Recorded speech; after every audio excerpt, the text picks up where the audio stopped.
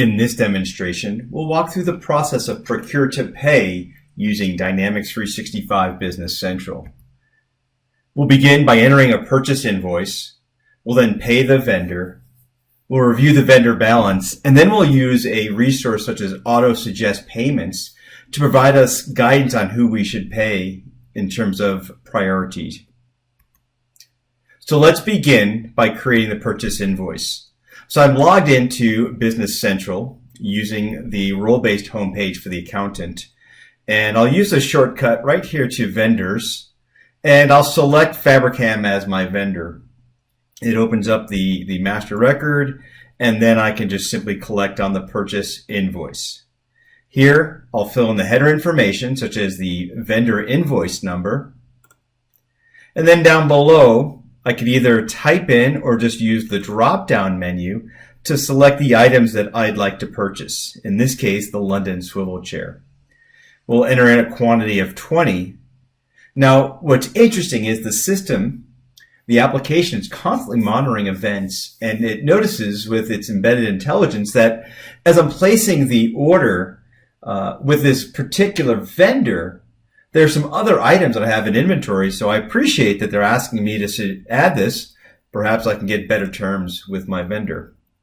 And then I post the document, and then I could print it to see what it might look like and get the details. Next, I can drill into the vendor balance. So I'll see here for the $6,526. I can click into that vendor, and I see the most recent invoice that I just posted. I'll close out of that window. And the next step is to pay the purchase invoice. So from the home page, real quick in the actions area in the main screen, I can select payables from the drop-down and select payment journal. And here I'll edit the highlighted journal. And from the drop-down list, I'll go ahead and select the vendor that I want to pay. In this case, it's Fabricam. And I'll enter in the amount from that recently created purchase invoice. And then I'll scroll to the right, and I will apply this to the document that we just created. So I'll select OK. And now I can post, and I'll post those purchase lines. The next step would be to review the vendor history.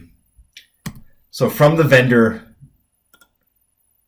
list, I can choose from the tiles here the 18 most recent posted invoices. And I've got this filtered on the vendor Fabricam, and most current one happens to be sorted for me up at the top of the list. You'll notice that's 108209. We'll go ahead and select that. Now I can also hold down my Shift key as I need to do additional analysis, and I can select a few items in this list. I'll do Control C with my keyboard.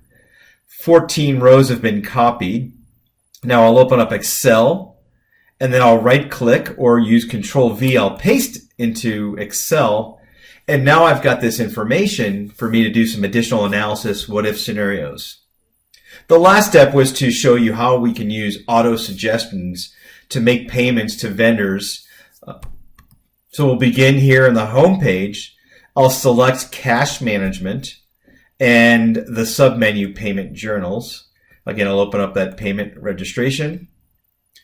And in the ribbon, there's an option for me in the payment journal window. There's an option for me to suggest vendor payments based on how long they're due or when they're due soon, or payments where a payment discount is available. And these are some of the settings we'd set up during the original configuration.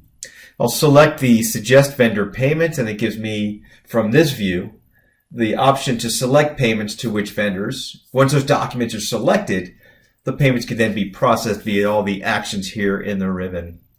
I'll close out of that window, and again, the purpose and the goal of this scenario was just to demonstrate the procure to pay process with Dynamics 365 Business Central. The benefits are to reduce the initial learning of a new system, but more importantly, to reduce time and data entry and limit errors and ensure data control.